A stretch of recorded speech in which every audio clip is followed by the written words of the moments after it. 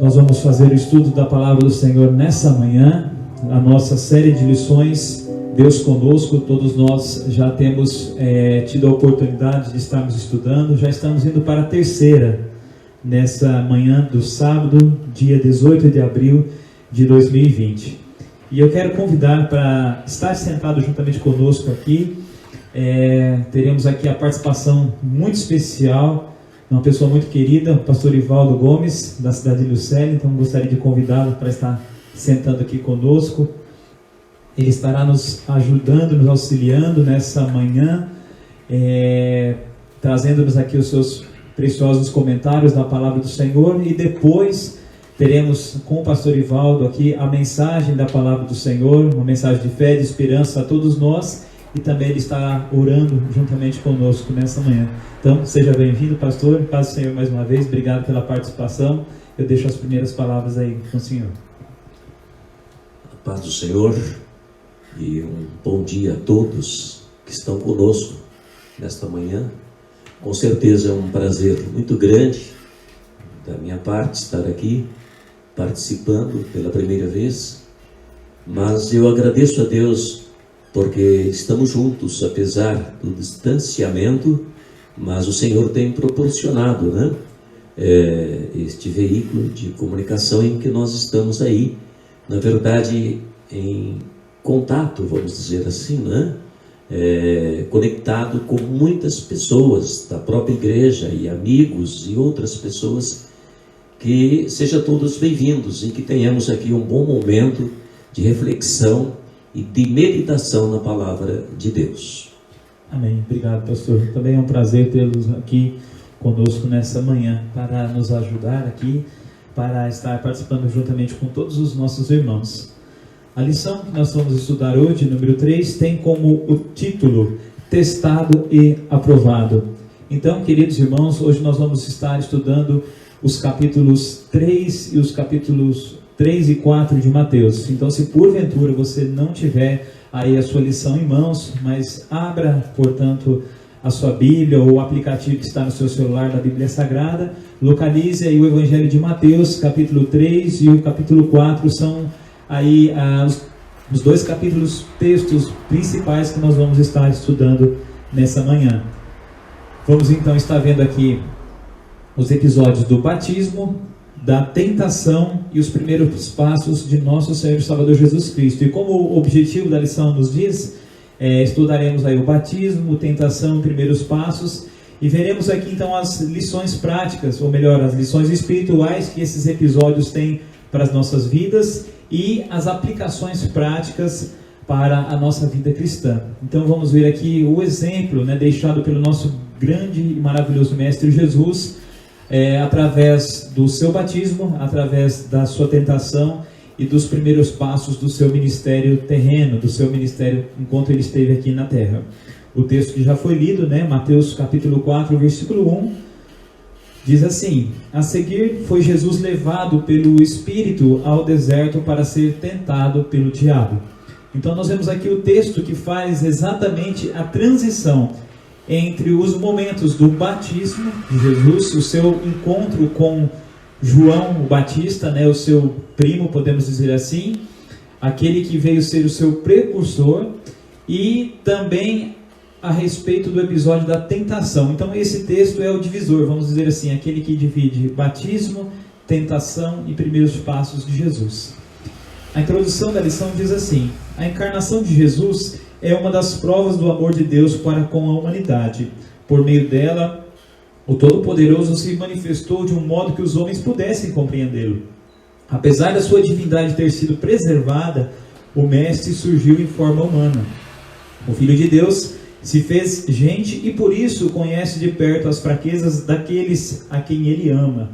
Essa experiência do Salvador permitiu-nos ensinar como reagir às diversas circunstâncias da vida, sobretudo àquelas que dizem respeito à fé. A decisão de Jesus pelo batismo, sua vitória diante das tentações e o modo como inicia o seu ministério revelam princípios espirituais importantíssimos para aqueles que desejam seguir os seus passos. Vejamos o que esses episódios têm a nos ensinar. Então nós vemos aqui, pastor Ivaldo, a encarnação de Jesus, foi uma das grandes provas do amor de Deus. Nós vemos aqui que Jesus Cristo, mesmo sendo Deus, ele também preservou totalmente a sua essência divina, mas também foi totalmente ser humano, né? Tudo aquilo que nós sentimos e passamos, ele sentiu e passou, né? A única coisa é que ele não teve pecado e nunca pecou, e graças a Deus por isso, né? Ele obteve aí o batismo, a vitória nas tentações. Então gostaria de deixar para o pastor aí alguns comentários a respeito desses episódios tão maravilhosos. Irmão William, é muito importante, iniciando pelo primeiro versículo do capítulo 4, quando o irmão já comentou, que foi aí o divisor, né? Jesus, ele reaparece, e quando nós lemos o texto, no primeiro versículo, nós já começamos a entender um pouco, né? Por que, né? Jesus aparece, e esse texto nos leva a entender que já no primeiro versículo, Jesus, ele se coloca como humano, totalmente humano. Por quê? Como você bem disse, Jesus, ele não tinha pecado, não teve pecado, mas no entanto, ele se deixou ser batizado.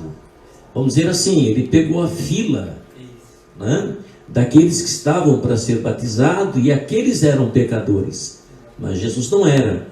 E por que eu disse isso? Porque na verdade Jesus, naquele momento que ele se deixa batizar, ele está se igualando a nós, dizendo: olha, eu sou humano, eu estou aqui na condição de pecador, muito embora não tendo pecado. Então naquele momento Jesus, ele se iguala com a humanidade, para dizer: olha, não chegou aqui o super, o Deus, não, chegou aqui o homem, Jesus, para ser batizado, não é isso? E logo em seguida ser também selado com o Espírito Santo, com a confirmação que Deus faz para identificar, né, ele ali como pecador, mas Deus identificando ele como filho de Deus, né? Então este primeiro texto aí, primeiro versículo, que é o divisor, faz nós entender, nos remete a pensar que tudo tem um sentido, né? E o sentido principal aí deste primeiro versículo é exatamente para dizer: olha, Jesus, ele é humano, ele é como nós. Por que isso? Para entender exatamente a nossa situação e a maneira como o ser humano vive. Exatamente, pastor. É maravilhoso nós vemos isso.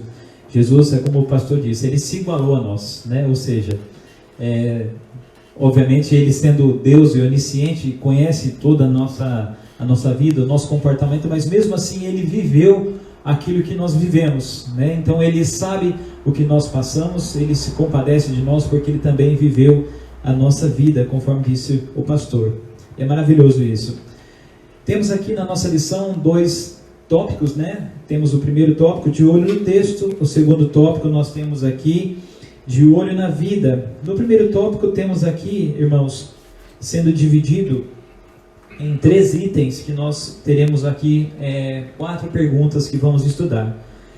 O primeiro item, o aparecimento público. O segundo item, o grande teste. E o terceiro item, o início da missão de Jesus. Diz assim: a vida de Jesus foi marcada por intencionalidades, ou seja, todas as ações eram realizadas com algum propósito. Jesus nunca fez absolutamente nada sem que aquela ação, aquela atitude viesse a ter um propósito. Sempre era seguido e acompanhado de uma intenção. Nessa perspectiva, os passos de Cristo visavam cumprir toda a vontade de Deus. Jesus, como diz alguns textos, diz que ele foi um cordeiro obediente, em tudo ele obedeceu ao Pai. Visava sempre então cumprir a vontade do Deus Pai em prol da salvação dos pecadores. Observar o comportamento de Jesus em cada situação vivida é indispensável para entender quais são os planos de Deus para o ser humano. Então nós vemos aqui o primeiro item, como já frisou o pastor Ivaldo, nós temos aqui o aparecimento público de Jesus. A história, né, pastor, narrada pelos evangelhos, pela palavra de Deus, nos mostra, nos fala bem claro a respeito do nascimento de Jesus, ali dos seus primeiros dias, quando seus pais, então, por intermédio do anjo do Senhor, né, do aviso do Senhor, através do anjo, foram ao Egito, depois voltaram, se instalaram ali em Cafarnaum, né, ou melhor dizendo, na cidade de Nazaré. Depois Jesus vai para Cafarnaum, no início do seu ministério. Mas nós vemos que a vida de Jesus, até os 30 anos, quando ele iniciou, propriamente dito, o seu ministério público, nós não vemos muitos relatos, né, a respeito da vida de Jesus. Apenas narrado ali, quando ele tinha aproximadamente 12 anos, ele foi encontrado por seus pais, né, havia se perdido, entre aspas, dos seus pais. Ele estava no templo, ali discutindo com os doutores da lei, né? E depois desse episódio, nós vemos então Jesus aqui aparecendo às beiras do Rio Jordão para ser batizado por João Batista, né? Nós vemos então que o seu aparecimento público se deu também através da vida e da história do seu precursor, que é João Batista. É justamente o que a primeira pergunta nos fala: quem foi João Batista e qual a sua importância para o ministério de Jesus? Nós vemos aqui que João foi aquele que veio preceder Jesus, né, pastor? Conforme mesmo a profecia, né, se eu não me engano, do profeta Isaías, nos fala daquele que veio preparar o caminho do Senhor, né, pastor? Com certeza, irmão. Ele é interessante e que nos chama a atenção assim bastante, é exatamente a mensagem de João Batista para um povo que na verdade vivia sem luz, vivia na escuridão, com muitos questionamentos, né? Porque na verdade a palavra de Deus, nós sabemos que ela sempre não foi muito dado crédito, né? O próprio Cristo disse, né, lá em Isaías 53, quem deu crédito à nossa pregação? Então, a palavra de Deus, ela sempre foi colocada um pouco assim, ou em dúvida, ou então, às vezes, retalhada um pouco, né? E nós vemos que João Batista veio com uma mensagem, assim, incisiva, né? E a mensagem de João Batista era preparatória. E nós entendemos que essa preparação, irmãos e amigos, é interessante. Por quê? Porque João Batista chama a atenção do povo daquela época para o arrependimento. Por quê, irmãos? Sem arrependimento não há perdão de pecado. E Jesus veio para perdoar os pecados. Então veja bem que essa mensagem era muito preparatória. O terreno estava sendo preparado. E de que forma? De forma clara, transparente, dizendo para o povo daquela época que era necessário se arrepender, porque sem arrependimento o Cristo não iria, na verdade, compartilhar, não é? Ou ter comunhão com aquela sociedade. Então João Batista, ele trouxe a mensagem de preparação, e foi exatamente esta mensagem do arrependimento. E sendo até um pouco mais inciso, João Batista, quando ele dizia para as pessoas que na verdade, na empolgação de ver tudo aquilo, ele diz: raça de víboras, né, irmãos? Irmão William. E é interessante também que Jesus, João Batista, ele faz questão de deixar muito claro, e eu fico imaginando aqui a surpresa, não para João, né?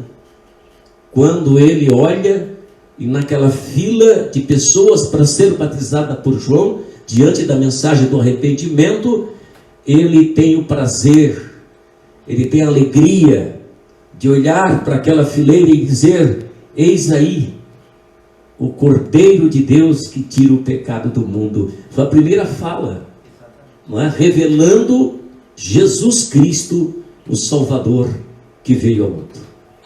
Realmente deve ter sido algo esplêndido, né, pastor?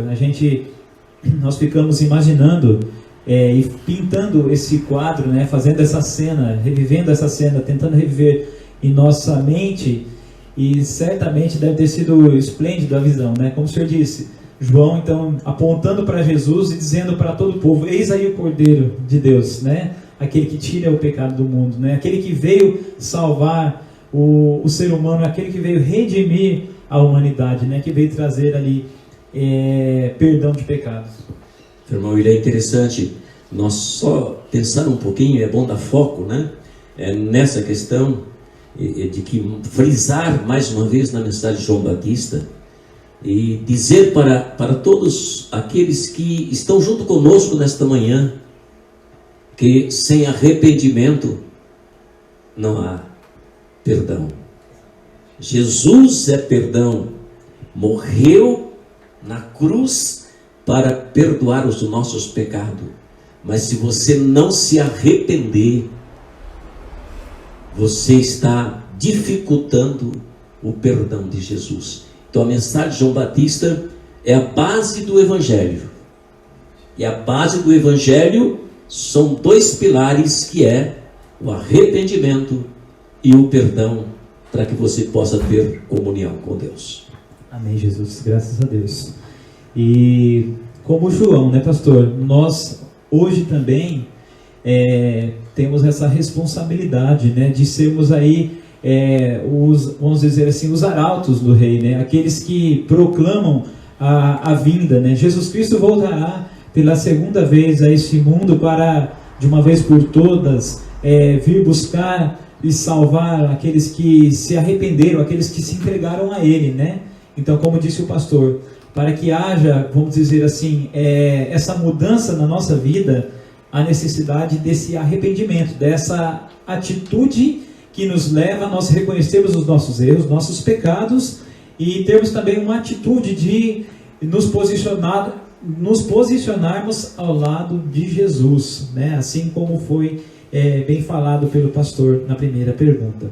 Bom, partindo para o segundo item que nós temos aqui, o segundo item é o grande teste, né? Nós vemos que após Jesus Cristo ser batizado, né, conforme diz o pastor, nós vemos aqui um exemplo maravilhoso de Jesus. Jesus não sendo pecador, não tendo nenhum pecado e não havendo pecado em momento nenhum em toda a sua vida aqui na face da terra, mas mesmo assim ele foi se colocar ali, se oferecer para ser batizado, né, por João. E João faz um questionamento, né, pastor? É interessante, falou assim: mas você vem a mim para ser batizado, né? Eu que deveria ser batizado por você. E Jesus então fala para ele uma coisa que é super importante, né, pastor? É necessário que se cumpra toda a justiça de Deus, né, pastor? É interessante, né? Jesus, ele fez questão, e a gente vai ver aí, de que toda a justiça se cumprisse na vida dele. E é claro que nós, já entrando aqui na questão da pergunta, nós vamos entender que para que a justiça de Deus se cumpra realmente, a palavra do Senhor, ela tem que estar com evidência na vida do ser humano. Sem a palavra, nós com certeza nós estamos aí nas bordas do Evangelho, eu posso dizer assim, não é? Nós não entramos, na verdade, no conteúdo do Evangelho, né? E eu quero já até antecipar aqui, talvez você já tenha pensado nisso, mas nas três, né, propostas que o inimigo fez para Jesus. E é interessante que aqui o escritor, ele coloca de maneira muito enfática sobre, no final da pergunta, o que ele chama a atenção em cada uma das respostas de Jesus, né? É interessante, né? Porque o inimigo explorou três pontos importantes da vida de Jesus, não é? que nós entendemos que foi a fome. Ele teve fome. Sua necessidade física, né? Física, exatamente. E nós temos também quando, na verdade, ele quis barganhar com Jesus, né? A barganha tem hora que não dá certo. Tem barganhas que você tem que ter cuidado com elas, porque parece que é uma coisa boa e de repente não é. Pode te jogar numa situação embaraçosa, complicada, se você não tiver a visão de Deus através da palavra, né? E a última foi a gota d'água, né? Quando o inimigo achou que ali ele ia dar, como diz lá, né? O bote final. E ele diz, chama Jesus para adorá-lo. Aí Jesus ali encerra, na verdade, e as respostas, né, irmãos? Eu quero me ater à resposta, eu quero que você preste atenção bastante, como Jesus rebateu. Jesus poderia ter usado a autoridade que ele sabia que ele tinha, mas ele não usou essa autoridade, porque na verdade ele estava ali como homem, não era como Deus, né? Ele não usou essa autoridade. Qual foi a autoridade que Jesus usou? A autoridade da palavra. O que ele respondeu para o inimigo nas 3 propostas? Está escrito. Meu irmão e meu amigo, o que está escrito, ninguém pode rasurar. E na verdade, nós temos que aprender com o mestre, e em determinada situação na nossa vida, não usar o eu, não usar aquilo que eu acho que eu sou, mas usar a autoridade da palavra de Deus. Está escrito, e o que está escrito, ninguém pode mudar. Realmente, pastor. É como disse o senhor, Jesus Cristo poderia ter usado toda ali o seu poderio, vamos dizer assim, pastor, como Deus, mas justamente se ele assim o fizesse, ele estaria fazendo aquilo que desejava Satanás que ele fizesse, né? Nós vemos ali que justamente a estratégia de Satanás era o quê? Que Jesus manifestasse ali de repente toda a sua glória como Deus, mas essa não era ali a proposta de Jesus, né, pastor? É como o senhor disse mesmo, a palavra, irmãos, ela não passará jamais, ela não deixará de ser a palavra de Deus e jamais perderá o seu valor, né? Está escrito, exatamente. Nós vemos aqui que, conforme nós vemos, se eu não estou enganado, Paulo também falando em uma das suas cartas, nós vemos aqui as 3, de repente, facetas que o inimigo muitas vezes vem trazer as suas tentações ao homem, né? Nós vemos ali concupiscência dos olhos, né? Concupiscência da carne, né? E soberba da vida. Então nós vemos ali a tentação na faceta física, né? Na debilidade, vamos dizer assim, física, nas necessidades do homem, né, pastor? Nós vemos ali ele usando a fome de Jesus para tentar derrubá-lo. Depois usando a situação de desafio, vamos dizer assim, desafiar a Deus para alguma situação, né, pastor? Porque Satanás falou assim, olha, se tu verdadeiramente és o Filho de Deus, colocando em dúvida também a filiação de Jesus, né? Como muitas vezes o inimigo tenta fazer isso até conosco mesmo, né, pastor? Colocar-nos em dúvida se somos verdadeiramente filhos de Deus. O que somos quando nos entregamos a Jesus? Então somos filhos de Deus, né? Cordeiros do Senhor Jesus Cristo. E o diabo vem então colocar em xeque aquela situação. Depois, como o pastor mesmo disse, né? Finalizando a mais horrenda tentação, podemos dizer assim, a proposta, né, de adoração ao inimigo em troca da glória e dos poderes desse mundo. E nós temos visto, né, pastor, que muitas pessoas têm aceitado essa barganha com o inimigo, né? Em troca da sua vida, para que usufrua nessa vida toda a glória, todo o poder, tem se entregado muitas vezes à adoração ao diabo, né? Isso é com muita frequência, né, irmão William, e nós podemos dizer com segurança. Nós vemos isso olhando para o mundo de uma forma geral, mas muitas vezes, lamentavelmente, na própria igreja, nós vemos as pessoas fazendo algumas barganhas, né? Que na verdade não condiz com aquilo que está escrito. E muitas vezes, irmãos, parece um pouco assustador, mas as pessoas às vezes não levam muito em consideração o que está escrito. Na hora da barganha não, porque na hora da barganha você faz exatamente visando a sua glória, visando o seu ego, visando aquilo que você acha que você é. Quando na verdade, meu prezado irmão e amigo, você não é nada. Não é nada. O que é alguma coisa em você é a palavra de Deus, é o está escrito na palavra. Então esse está escrito, sim, pode fazer uma grande diferença na sua vida, não é? Como Jesus, na verdade, naquele momento, ele deixou que a palavra, na verdade, superasse tudo, não é? Mas neste momento aí, Deus estava sendo glorificado nas respostas de Jesus para Satanás, aniquilando ele, não é? De uma forma gloriosa, de uma forma tão poderosa, que na verdade, só em pensar nos emociona, porque é uma coisa muito linda. Realmente, pastor. Nós vemos ali que verdadeiramente Jesus ele foi testado e foi aprovado, né? Ele recebeu ali o teste e foi aprovado para que viesse então dali em diante iniciar o seu ministério propriamente dito, né, pastor? Os seus 3 anos e meio de ensino, de pregação e depois no final da sua vida a sua entrega, né? A entrega dele mesmo para ser morto, para ser crucificado e cumprir assim toda a justiça de Deus, conforme nós vemos aí na pergunta.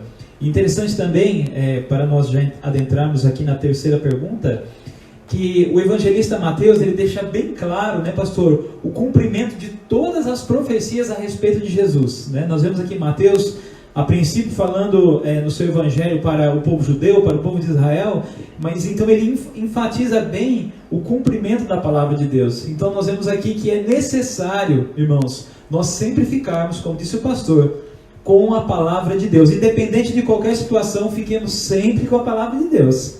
Porque ela é aquela que nos norteia, é a nossa bússola, é aquela que nos mostra o caminho, né, pastor? Conhecereis, pois, a palavra, né, a verdade, e ela vos libertará. Muito embora muitas vezes a gente tem percebido, até com uma certa tristeza, né? A gente lamenta um pouco quando a gente vê episódios acontecer dessa natureza e as pessoas, na verdade, eles, de alguma forma, na prática, menosprezam o que está escrito. O que está escrito não interessa muito, né? Desde que o meu ego, não é? A glória que eu imagino que eu sou, né, prevaleça. Aí você ignora tudo, mas nós não podemos fazer isso, porque o próprio Cristo respeitou. E o respeito pela palavra de Deus deu a grande vitória. Não vou dizer para o Cristo, porque ele já é vitorioso, né? Mas para nós, que iríamos dar sequência. Então hoje, você que está nos ouvindo, pare para pensar, reflita o quanto poder tem a palavra escrita. Ela está escrita para que nós possamos, através dela, o tempo passa, e diz até o próprio profeta Isaías, né? O tempo passa, as coisas mudam, mas a palavra não muda, ela permanece. Por que ela permanece? Não é isso? Porque está escrito, e o que está escrito nós não podemos mudar. Amém, Jesus. Graças a Deus. E também para que isso cumprisse uma outra palavra, uma outra escritura, conforme nós vemos aqui na pergunta de número 3, Jesus então, ele, vamos dizer assim, ele sai do seu local de origem, né, pastor, da terra de Nazaré. Inclusive nós vamos ver mais à frente, até mesmo em outros evangelhos, que Jesus foi um tanto quanto rejeitado na sua própria cidade natal, né? Os moradores ali de Nazaré rejeitaram a sua palavra, a sua pregação. Então ele vai até a cidade de Cafarnaum. que estava justamente aonde? Na Galileia, considerada como Galileia dos gentios, onde existiam pessoas carentes da palavra de Deus, pessoas que eram realmente pessoas simples, humildes, considerado pela elite, vamos dizer assim, pela aristocracia de Israel, como está mesmo aqui na pergunta, né? Comente sobre o local onde Jesus inicia o seu ministério. Foi entre a aristocracia de Jerusalém ou entre os desprezados da Galileia? E nós vemos que justamente Jesus então vem aqui, pastor, fazer uma quebra, vamos dizer assim, de paradigma, né? Uma quebra, vamos dizer assim, daquilo que todo Israel estava acostumado, né? Nós vimos ali uma religião, né, dos fariseus e saduceus, uma religião praticamente mecânica, quase que artificial, e Jesus então vem virar o mundo deles de cabeça para baixo, né? Iniciando o seu ministério justamente aonde estavam as pessoas simples, aqueles que estavam mais necessitados, porque realmente em uma dessas conversas de Jesus com os fariseus, Jesus mesmo disse, olha, o médico veio não para os sãos, mas ele veio o quê? Trazer cura para os doentes. Os que precisam de salvação não são aqueles que já são santos, entre aspas, né, pastor? Mas são aqueles que são pecadores. Exatamente, irmão William, porque na verdade o Evangelho, nós percebemos sempre, até eu costumo dizer, que sempre Deus, ele contraria a lógica, né? E na verdade, aqui no próprio início do ministério de Jesus, ele fez questão de contrariar a lógica. Aliás, a lógica ele já contrariou no nascimento dele. Porque lá no nascimento dele, alguém, ou o mundo esperava que ele nascesse de uma corte real. Ele nasceu na manjedoura. Quebrou todos os paradigmas, né? Então é muito importante nós pensarmos nisso, que Jesus, na verdade, aqui, ele fez questão de dizer ou não dizer nada, né? Na prática ele mostrar que ele veio para os frágeis, para os necessitados, para os desprezados, para aqueles que para a sociedade atual não tinha nenhum valor, mas para Deus tinha valor. Por que eles tinham valor? Porque eles iam crer na mensagem do arrependimento. E crendo na mensagem do arrependimento, sim, eles se tornavam pessoas diferentes. Porque qual é a diferença de um homem para o outro? É simplesmente na forma como ele vê a palavra de Deus. Este é o diferencial, porque ele enxerga conforme está escrito, e ele não busca glória para si, mas ele busca glória para o reino de Deus. Aleluia, Jesus. Um texto que realmente particularmente mexe muito conosco, assim, justamente o texto, eu não quero dizer que está totalmente ligado com a lição, mas eu acredito que tem o seu peso nesse estudo.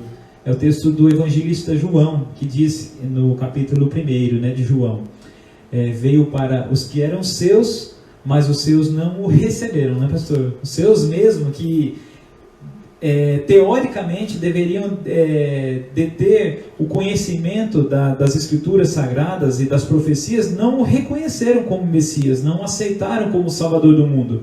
Mas João fala, mas a todos quantos o receberam, deu-lhes o poder, Deus, né, deu-lhes o poder de serem feitos filhos de Deus. Então nós vemos aqui essa tão maravilhosa salvação de Jesus, mostrando que ele não veio salvar ou redimir apenas o reino a Israel, como os saduceus, fariseus esperavam, que Jesus, ou melhor dizendo, que o Messias viria fazer uma revolução, que iria desprender, materialmente falando, Israel do domínio de Roma, que traria novamente a glória ao país como nação de Israel. Não, Jesus veio o quê? Restabelecer o reino dos céus, trazendo o quê? A sua mensagem a pessoas frágeis, fracas, como disse o pastor, necessitadas, muitos daqueles que estavam cansados e sobrecarregados, como mesmo Jesus disse, vocês que estão cansados, sobrecarregados, venham a mim, e eu vos aliviarei. É interessante nós pensarmos nisso, irmãos, porque aí nós vamos ser acolhidos, né? E a gente vai deixar uma deixa ainda, voltando lá no princípio. O valor que você tem para Deus é quando você entende o Evangelho conforme o que está escrito e se arrepende. Quando você se arrepende, você está dando um passo. Está tomando a primeira dose do remédio que vai sarar você desse câncer tão infernal que é o pecado, que talvez não mata a vida física, mas quer te levar à morte espiritual. E você pode se libertar dela quando você passa a entender a palavra de Deus no seu conteúdo do que está escrito. Você está aí, com certeza, dando um passo muito definitivo e seguro para ser chamado filho de Deus. Aleluia, Jesus.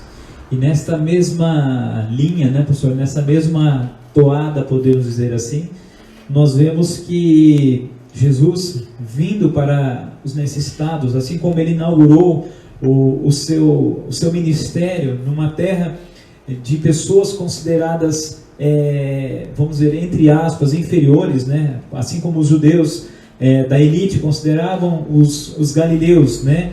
Aqueles que residiam na Galileia dos gentios, conforme diz a pergunta de número 3, nessa mesma toada nós vemos Jesus chamando homens, vamos dizer assim, de formação simples, né?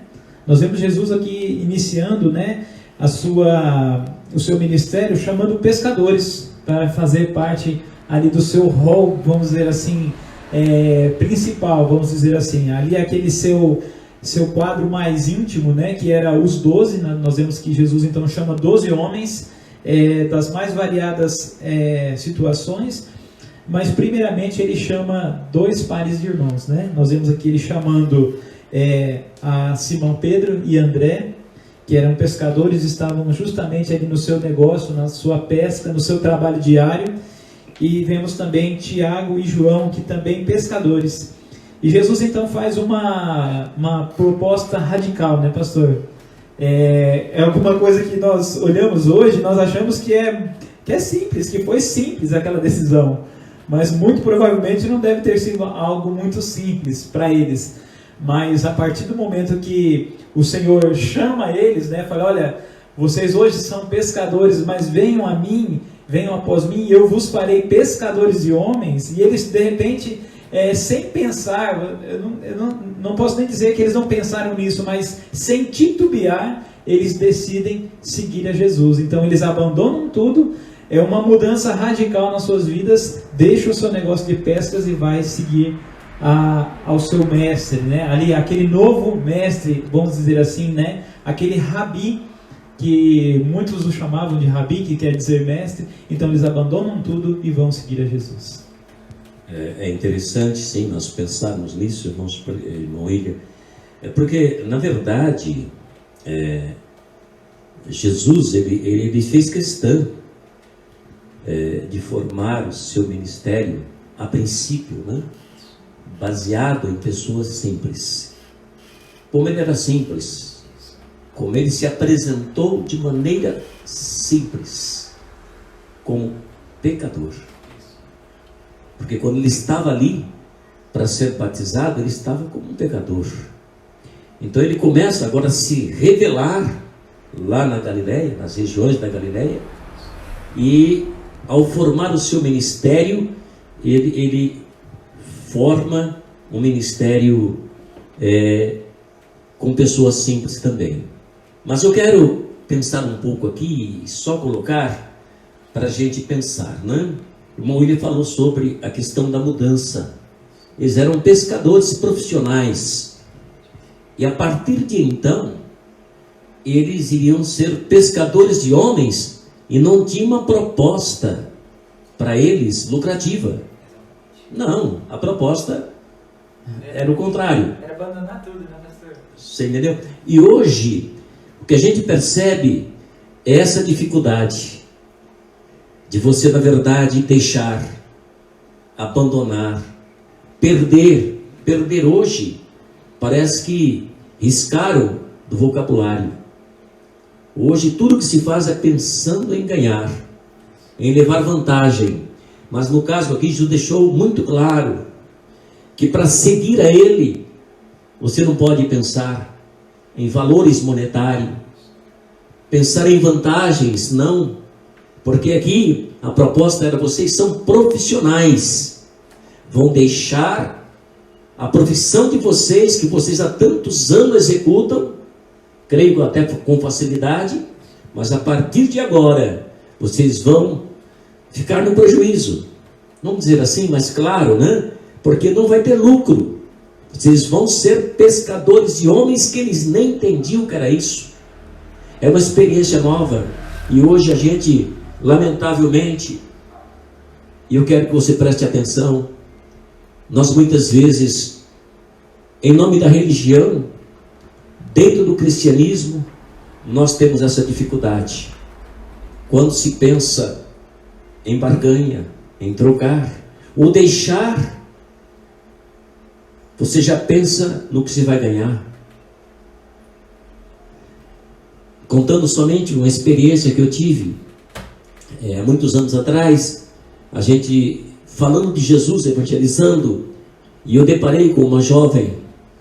Essa jovem não era estranha, mas ela perguntou para mim o seguinte, quando eu falei sobre o evangelho, sobre a proposta. Ela disse assim: mas na sua igreja, o que tem lá? Quer dizer, o que eu vou ganhar lá? Qual vai ser a diferença melhor para mim? Que ela era evangélica. Então, ela quis dizer o seguinte: eu vou ter vantagem lá? Lá vai ser melhor daquela que eu estou participando? Meu prezado irmão e amigo, para você ganhar o reino de Deus, a Bíblia tem que renunciar. Ou você renuncia e se arrepende e cai no evangelho de corpo e alma, nem que seja para perder nesta vida, mas ganhar na futura, ou então você não faz parte do reino de Deus aqui na terra. É uma proposta radical, mas interessante para os nossos dias também hoje. Exatamente. Não há meio termo, né, pastor? Nessa questão, né? Ou a gente fica de um lado, ou fica de outro. Não há possibilidade de nós flexibilizarmos, né, pastor? Nós temos que decidir. Jesus mesmo disse, né, aos seus discípulos, ensinando para eles: se alguém cuida em salvar a sua vida, perderá. Mas aquele que perde a sua vida por amor de mim e do Evangelho, ele então a salvará, né? Graças a Deus por isso, nós ficamos muito felizes por essa proposta tão maravilhosa. Agora, segundo tópico da nossa lição, de olho na vida. Primeiro e segundo item temos aqui, e mais duas perguntas para nós já caminharmos para o final do nosso estudo. Seja fiel à palavra de Deus para vencer as tentações, e seja fiel à palavra de Deus no cumprimento da missão. Nós vemos aqui que há a necessidade, como já foi dito, de sermos fiéis à palavra de Deus, de termos fidelidade à palavra de Deus, de não barganharmos com a palavra de Deus e não tentarmos flexibilizar a palavra de Deus para satisfazer as nossas conveniências, as nossas vontades, né, pastor? A quinta pergunta diz assim, para nós fazermos aqui uma discussão com a classe sobre a seguinte afirmação: nenhum cristão está imune de ser tentado pelo diabo, pela carne e pelo mundo. Pecado é ceder à tentação. Então, o que nós podemos entender, pastor, a respeito disso? Eu quero resumir essa pergunta com um texto bíblico que se encontra em Tiago, capítulo 4, verso 7. Esse texto, para mim, irmãos, ele é um texto maravilhoso, porque ele diz assim: sujeitai-vos, pois, a Deus. Esta é a dificuldade. Sujeição. Hoje, no mundo que nós vivemos, as pessoas têm dificuldade em ser sujeita às outras. E aqui a proposta é muito clara, não é? Tiago diz: sujeitai-vos, pois, a Deus. Nós temos que ser submisso a Deus através da sua palavra, pois está escrito, e disse o apóstolo Paulo em Romanos 15, verso 4, se eu não estou enganado, lá diz que tudo que dantes foi escrito para o nosso ensino, foi escrito para que por meio das escrituras tenhamos esperança. Então, a sujeição, ser sujeito à palavra de Deus, é ser sujeito a Deus. E o segundo tópico do texto diz: resistir ao diabo e ele fugirá de vós.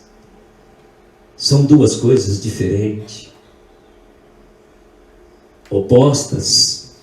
Sujeitar a Deus através da palavra, do que está escrito, e resistir ao diabo, porque com certeza você, sendo submisso a Deus através da palavra, já tem resistência.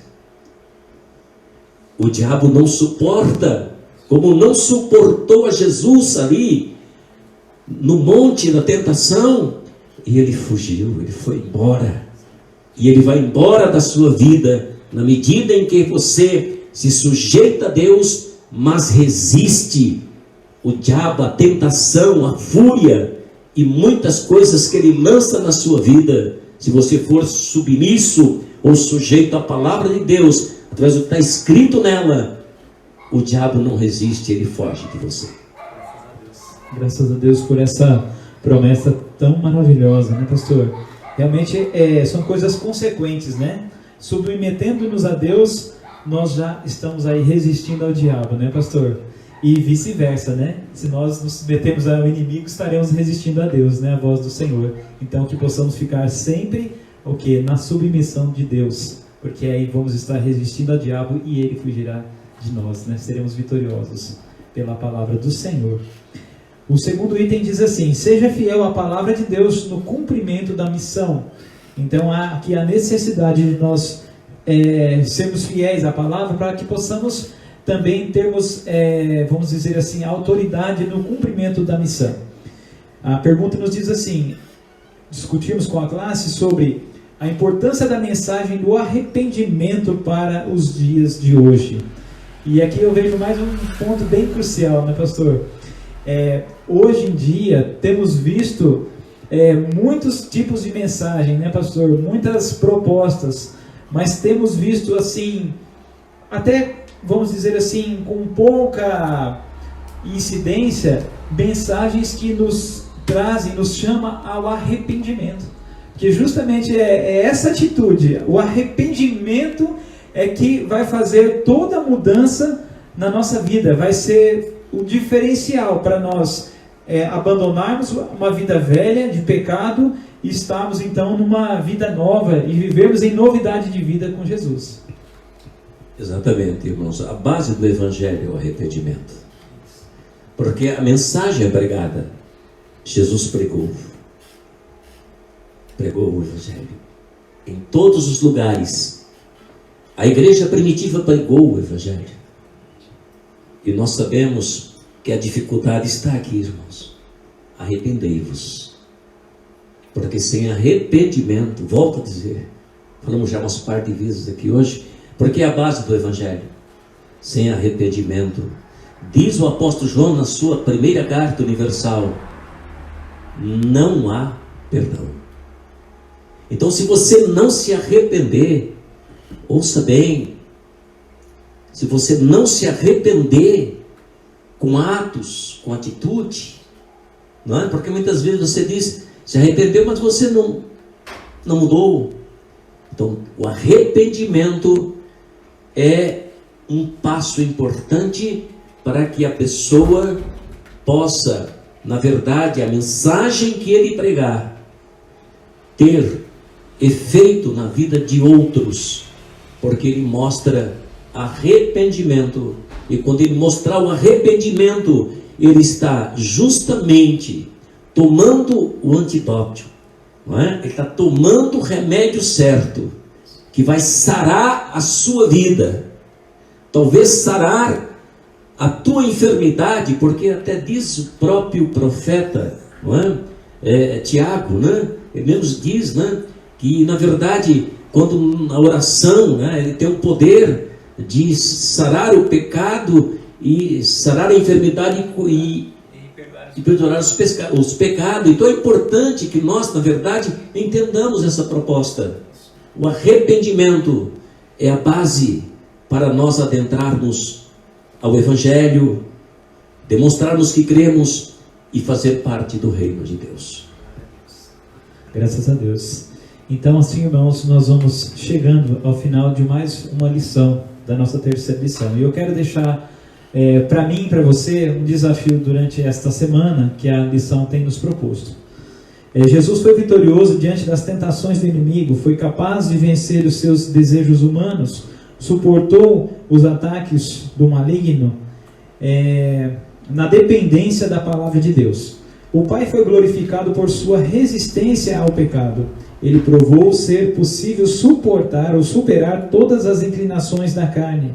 Sua vitória precisa nos encorajar e vencermos todas as tentações que nos sobrevierem. No poder da palavra de Deus, seremos vitoriosos. O desafio dessa semana é confessar a Deus as nossas fraquezas e, em uma sincera oração, vamos dizer ao Senhor quais são os nossos pontos frágeis e peçamos forças a Deus, ao Senhor, para superar tamanhas tentações em nossa vida.